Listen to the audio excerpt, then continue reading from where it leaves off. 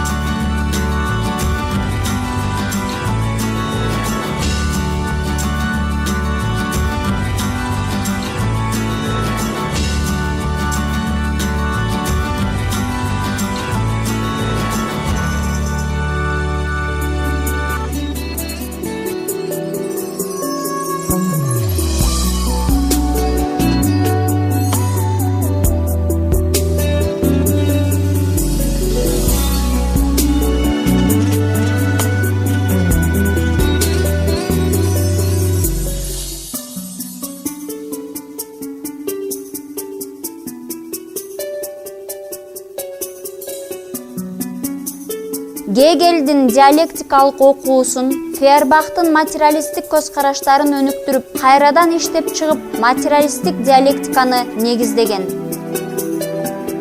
Гегельдин жаратылыш философиясы бул идея жөнүндөгү окуу. Мында идея жаратылышта өзүнүн инобытиесинде ишке ашат. Анын жаратылыш философиясы механика, физика жана органикалык физика болуп үчкө бөлүнгөн. Дух философиясы бул Гегельдик системанын аяктоочу акыркы бөлүгү. Мында идея духка айланат да конкреттүү акыл эстүү нерсе катарында көрүнөт. Дух философиясынын предмети адам аң сезими жөнүндөгү, ошондой эле адам ишмердигинин ар кыл түрлөрү жөнүндөгү окуу деп айткан. Канттын бүткүл чыгармачылыгы шарттуу түрдө сынга чейинки жана сыный болуп эки мезгилге бөлүнөт. Биринчи мезгил 1746-1760 жылдарды камтыйт. Экинчиси сезим аркылуу кабылданып, акыл менен түшүнүлө турган дүйнөнүн формалары жана принциптери жөнүндө деген эмгегинде Кант өзүнүн сын философия системасынын принциптерин биринчи жолу баяндаган. Бул албетте биринчи мезгилде философиялык проблемалар сын көз менен каралып чыккан чыгармалары болгон эмес дегендикке жатпайт. Биринчи мезгилде өзүнүн негизги көңүлүн Кант табият билимдерине жана жаратылыш философиясынын маселелерине бурат. Кант өзүнүн эмгеги менен чоң илимий ачылышты жараттым деп эсептеп, мындай деген экен: мага материяны берсеңер, мен андан дүйнөнү курамын. Башкача айтканда, мага материяны бергиле, мен андан дүйнөнү кантип пайда болоорун силерге көрсөтүп беремин деп айткан. Кант Кудайды дүйнөнү жаратуучу катарында тааныса да, анын бардык өнүгүү концепциясы дүйнөнүн өзүндө жаратылыштын пайда болушунун жана өнүгүшүнүн себеби камтылып тургандыгын көрсөтөт. Кант өзүнүн кулк мүнөздөрүнүн метафизикасы деген эмгегинде ал адамдын адептик милдеттеринин бүтүндөй бир комплексин келтирет. Ал адамдын өз керт башына карата милдетин эң маанилүү деп эсептеп, адам өзүнүн ден соолугу жана өз өмүрү жөнүндөгү өзү кам көрүүгө тийиш деп айткан. Ал өз жанын өзү кыюуну, ичкилик ичип, соргоктук кылып, өз ден соолугуна зыян келтирүүнү адамдын кемчилиги катары карайт. Фейербах жан менен дененин дуализмин танат. Руханийлик менен материалдыктын, субъективдүүлүк менен объективдүүлүктүн, ойлом менен бытиенин биримдигин ырастайт. Адамдын маңызы Фейербахтын оюнча, анын башынан өтө тургандыгын көп түрдүүлүгүндө, коомдук аң сезимдин ар түрдүү формаларын, алардын реалдуу маазмунун позициясынан карайт. Дин да фантастикалык образдар менен гана иши болсо да, реалдуу маазмундан ажыраган эмес. Ошентип Фейербах негизинен адамдын сезимдик табиятын, бардык адамдардын антропологиялык бир бүтүндүгүн баса белгилейт. Өзүнүн чыгармаларында Фейербах идеализмди сынга алуу жагынан эч кимди алдына салган эмес. Идеализмдин реалдуу чындыкка таянбагандыгын, анын реалдуу предметтерге көңүл бурбагандыгын көрсөтөт. Фейербах идеализм рационалдашкан теология болуп саналат деген корутундуга келет. Фейербах динди сынга алуунун эң көрүнүктүү өкүлү. Бул сынды ал өзүнүн бүткүл өмүрүнүн иши деп эсептеген. Ал динди жаратылыштын стихиялуу күчтөрүнөн коркуу, ошондой эле жерде адамдар башынан өткөрүп жаткан азап менен кыйынчылыктар пайда кылат деп ойлогон. Диндин маңызы адамдын жүрөгү. Бул жүрөк ишенүүгө жана сүйүүгө умтулат. Ал алды артын байкап, ой жүгүртүп иш кылган акыл эстен ушунус менен айырмаланат.